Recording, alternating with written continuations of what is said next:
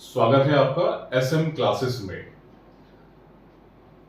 My dear viewers, मेरे दोस्तों, आज मैं शुरू करने वाला हूं फ्लैमिंगो क्लास 12th का लेसन जिसका नाम है लॉस्ट स्प्रिंग।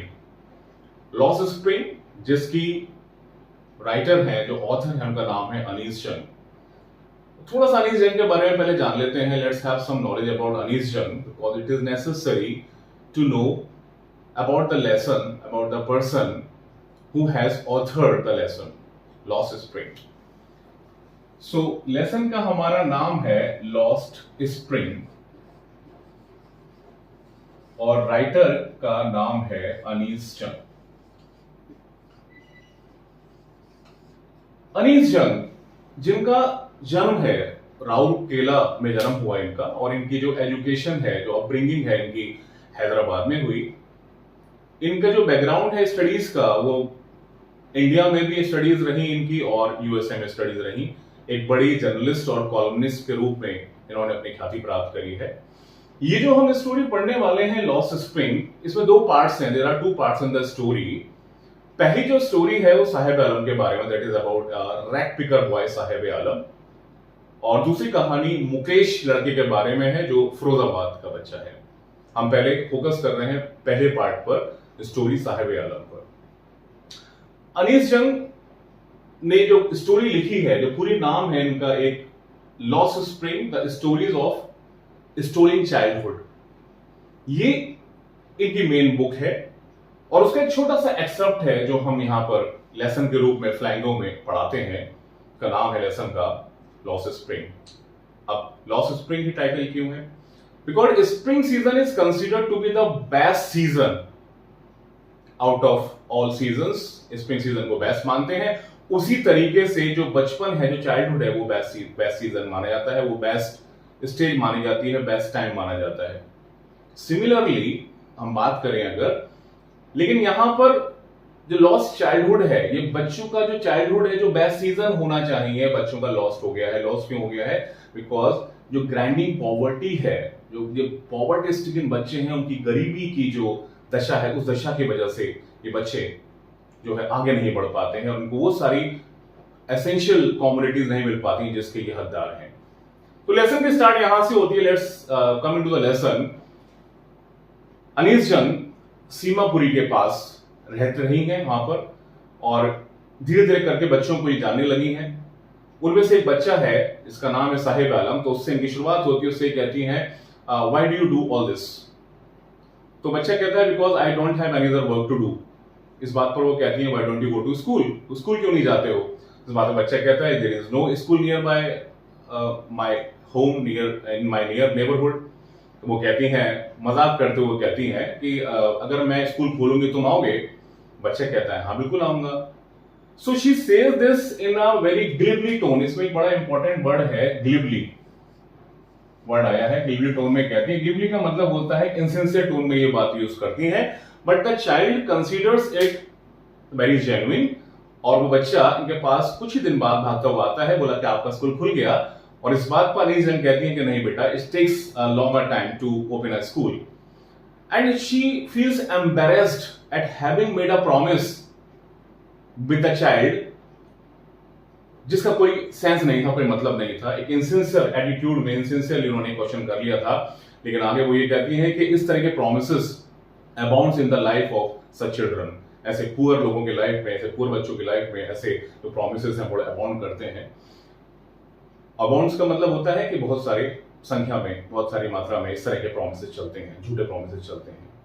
अब क्योंकि इनसे रोज काउंटर होता है, इंटरेक्शन होता है इन बच्चों से, धीरे धीरे का नाम जाने लगी है।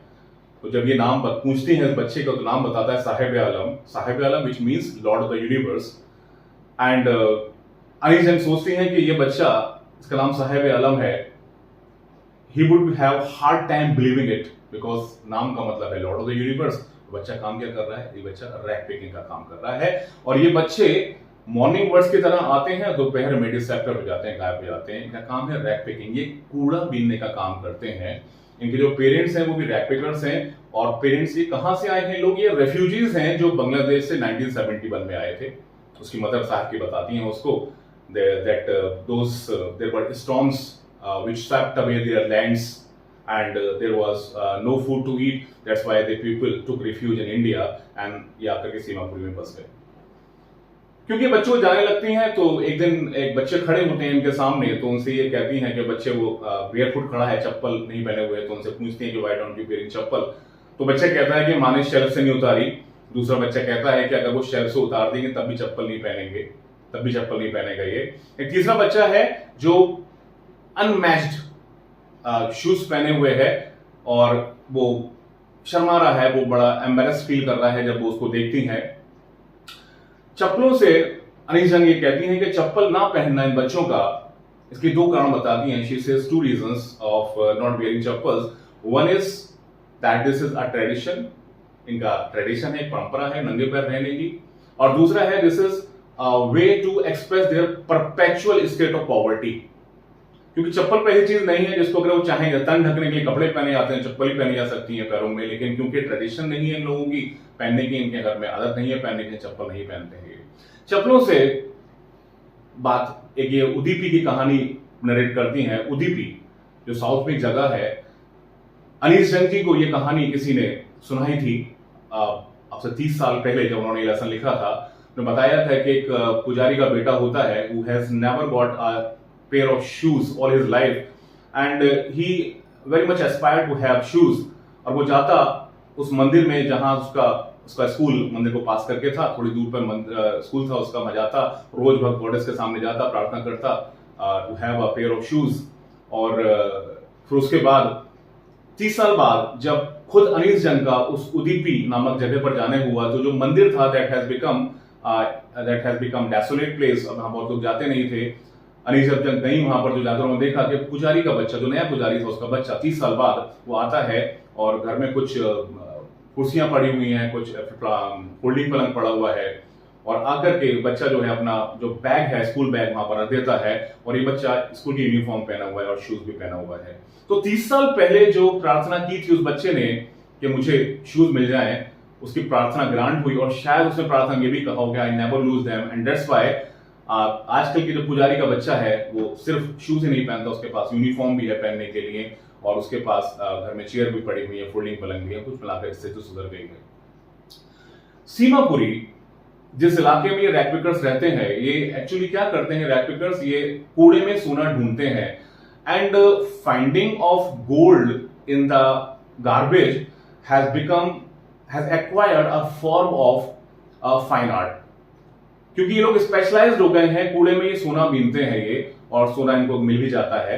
ये लोग बांग्लादेश से आए लोग सारे ये काम करते हैं। साहिब भी सुबह सुबह निकलता है अपनी पूरी टीम के साथ, पूरी आर्मी के साथ, बेयर फुटेड बच्चों के साथ निकलता है, ये कूड़ा बीनता है और बताता है ये कि कभी कभी मुझे कूड़े में एक कॉइन मिल जाता है, और जब कॉइन मिल जाता है इट डजंट लीव स्क्राउंजिंग, वो और बीनता रहता है, और इस उम्मीद में that he will find more coins और अ 10 रुपी नोट। दोनों का जो कंसेप्ट है, क्वेश्चन बनता है कि what is the purpose of rag picking for children and for the parents. तो बच्चों के लिए जो कूड़ा बीनने का जो पर्पस है वो क्या है? बच्चों के लिए कूड़ा बीनने का पर्पस है कि that is considered is something wrapped in wonders, and for parents this is their livelihood, this provides them roof on their heads, and this provides them 2 times मील। एक दिन साहिब आलम को ये एक फेंस्ड गेट के सामने खड़ा हुआ पाई जाती है। ये एक क्लब है और जहां पर जो लोग हैं वो टेनिस खेल रहे हैं, और बड़ी बहुत इंटेंसली साहिब आलम इस खेल को वॉच कर रहा है। He is watching the games of the 2 boys। Anees Jung उनसे पूछती हैं do you like the game? He says yes he likes the game, he hums at it. और जब वो पूछती हैं कि तुम क्या कभी अंदर जाते हो, तो बताता है, बोला हाँ, कि जो चौकीदार है, जो गेट कीपर है, sometimes allows him to get inside, कभी कभी जाता है अंदर, चले जाता है जब कभी उसको मौका मिलता है। लेकिन जिस गेम को वो खेल रहा है that is far away from his reach, उसकी एक्सेसिबिलिटी दूर है, क्योंकि लॉन टेनिस बड़ा महंगा गेम है, इसके सारे जो इक्विपमेंट्स बड़े महंगे आते हैं, और उसमें खेलना, क्लब में ज्वाइन करना, ये उसके बच्चे के बस की बात नहीं है। एक दिन साहिब आलम अपनी डिस्कलर्ड शर्ट के साथ एक शूज पहने हुए है, एक पेयर ऑफ शूज पहना हुआ होता है, और जब उससे पूछती हैं ये कहां से मिला, तो उसने बताया कि ये मुझे किसी ने दिया है। उस शूज में एक होल होता है, एक छेद होता है, एंड जब ये पॉइंट्स आउट करती हैं, व्हेन अनीस पॉइंट्स आउट करती हैं, जब राइटर पॉइंट्स आउट करती हैं उस पर, तो बेचारा वो थोड़ा एम्बरेस फील करता है, अपने फीस को शफल करता है। एक्चुअली वो जो शूज हैं, they are the discarded shoes of a rich boy who did not consider these shoes apt to put on because they had hole in it। लेकिन बच्चे के लिए जिसने कभी पेयर ऑफ शूज ना लिखा हो, उसके पास शूज होना, this was a big deal, उसके लिए बड़ी बात है। फिर एक दिन ये साहिब आलम इनको मिलता है, he is moving towards the booth, milk booth. उसके पास एक कनिस्टर है, he is holding A canister, उसके पास कनिस्टर है, टिन कनिस्टर है, which seems to be heavier than the plastic bag which he carried in a very smooth and easy manner। अब ये को देखती हैं, उससे पूछती हैं कि आप कहां जाकर, तो बताता है कि that he has been employed in a tea stall, जहां पर उसको 800 रुपए मिलते हैं, where he gets 800 rupees and his all his meal throughout the day। महीने के उसको 800 मिलते हैं, he has become engaged there। उसको देख करके अनीस जन को फील आता है कि ये बच्चा, he has lost his carefree look। और अनडाउटेडली आप फिजिकली भी देखें तो टीन का जो बैग है जिसमें वो दूध लेने के लिए जा रहा है, अपने टी स्टॉल के मालिक को जाकर के वो प्रोवाइड कराएगा, वहां पर पूरे दिन काम करेगा, जिसके बदले उसको 800 मिलेंगे। वो फिजिकली भी हैवियर है, वो टिन का जो कनिस्टर है, और वो अगर हम मेटाफोरिकली तो भी हैवियर है, बिकॉज जो प्लास्टिक बैग कैरी करता था, इसमें कूड़ा बीन के जाता था, वो उसको पैशनेटली करता था, अपनी इच्छा से करता था, और यहाँ पर जब वो एम्प्लॉयड बन गया है। So this is a story which highlights the grinding poverty of the poor people and those who are living in the Seemapuri. Seemapuri एक बड़ी इंपॉर्टेंट चीज सीमापुरी के बारे में यह है, Seemapuri is a Delhi but miles away from it. Now what is Seemapuri is a periphery devil, how is miles away from it? Metaphorically, क्योंकि सीमापुरी जो है वो एक वाइल्डरनेस था और ये डेसोलेट प्लेस था। अब ये डेसोलेट प्लेस तो नहीं रहा है, क्योंकि जो 10,000 रिफ्यूजीज थे जो आए थे, अब वो बहुत सारे मल्टीप्लाई होकर के हो गए हैं। They live there without identity, लेकिन हाँ राशन कार्ड सबके पास है, जिससे उनको वोटर लिस्ट में नाम आ गया है, जिससे उनको फूड ग्रेन्स मिल जाते हैं। और जब ये महिलाओं से बात करती है तो ये महिला बताती है कि if they can have there they have food, अगर उनका पेट भर पा रहा है तो पेट भरना आइडेंटिटी ज्यादा इंपॉर्टेंट है, बिकॉज पेट भरेगा जान रहेगी तो आइडेंटिटी है। सी आइडेंटिटी क्या है उनके? रिफ्यूजीज हैं, दे आर रिफ्यूजीज, अभी भी उनको शरणार्थी का टैग लगा हुआ है।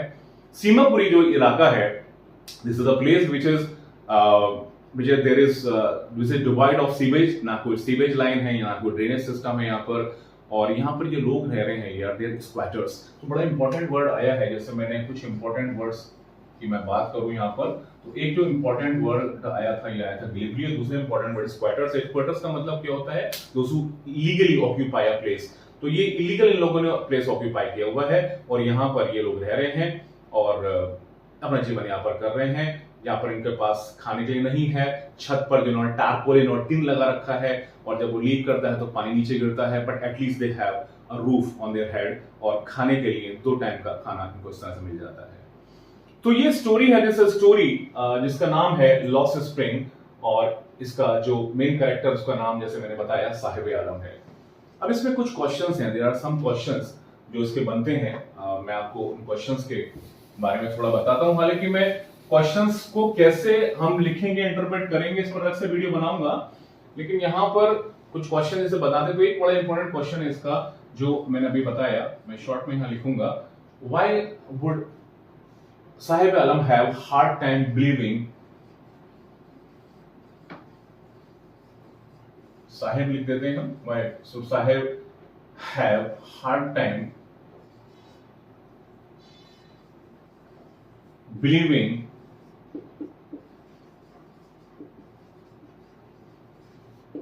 in the meaning of his name।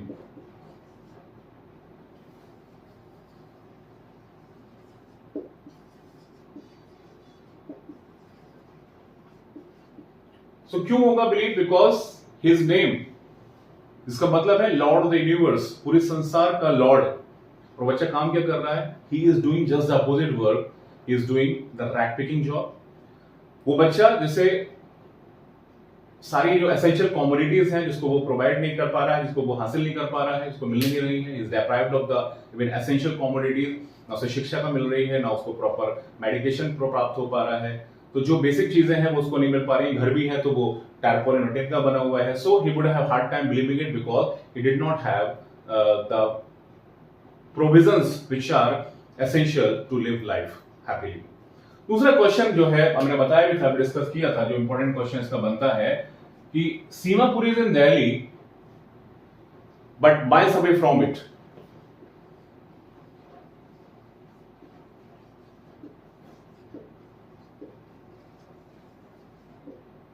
Delhi, but miles away from it.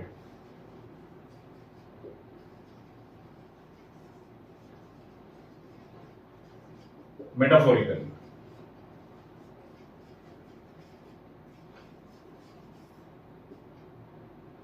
Metaphorically explain. अब क्वेश्चन इज कि सीमापुरी दिल्ली में होते भी दूर क्यों है? दिल्ली में है, पेरिफेरी ऑफ दिल्ली है। क्यों दूर है? इसलिए दूर है बिकॉज जो लग्जरीज हैं, जो स्प्लेंडर है दिल्ली का, जो दिल्ली का पैसा है, वो सीमापुरी में नहीं पहुंचा है। दिल्ली जो लुटियंस दिल्ली कहलाती है, एडवर्ड लुटियन ने बनाया था दिल्ली को। सो लुटियंस दिल्ली जो कहलाती है, जो अपने आप में पूरे देश के लोग जहां पर आते हैं, बसते हैं, किस उम्मीद में आते हैं? To earn money, to lead luxurious life. वो लग्जरीज नहीं है वहां पर, लग्जरी तो छोड़िए, आप जो बेसिक नेसेसिटीज हैं वो भी सीमापुरी में नहीं है। सो सीमापुरी दो it's in Delhi but it's miles away from it. इसके अलावा हम कुछ और क्वेश्चंस भी इसमें बनते हैं, जैसे हमारा कि why do you think that is the child is not happy the work he is doing, employed as a worker that he is told. तो ये जैसे क्वेश्चन है, एक्सेप्ट करना पड़ेगा, will have to accept this question. इसका answer हमारा ये दे सकते हैं हम कि earlier the work he was doing, the rag picking work he was doing, he considered it a job which was of his taste because it was something wrapped in wonder, because when he got one coin then he tried to find more coins, और उसको अपनी इच्छा से करता था, willingly करता था। ये जो काम है ये इस पर फोर्स किया गया है, ये बेसिकली कहीं ना कहीं एक तरह से चाइल्ड लेबर का रूप है जो उस बच्चा कर रहा है वो। सो ये दो तीन क्वेश्चंस हैं जो इसके चारों तरफ ये स्टोरी घूमती है। मैं इस क्वेश्चंस को कैसे इंटरप्रेट करना है, how to write the answers, क्या क्लूज लिए जाएंगे, उनको मैं अलग से वीडियो बनाऊंगा। लेकिन फिलहाल आज की वीडियो में लॉस स्प्रिंग, आई होप कि आपको ये लेसन बहुत आसानी से, आराम से, सब अच्छे से समझ में आ गया होगा। और बाकी भी आप वीडियोस के लिए आप मुझे बताते रहिएगा कौन कौन सी वीडियोस चाहिए, and I will keep making videos on lessons of Flamingos, Vistas and all language जो पोर्शन है हमारा, जो राइटिंग सेक्शन, उस पर भी वीडियो बनाता रहूंगा। Thank you so much, hope to have your all your cooperation. Thank you very much.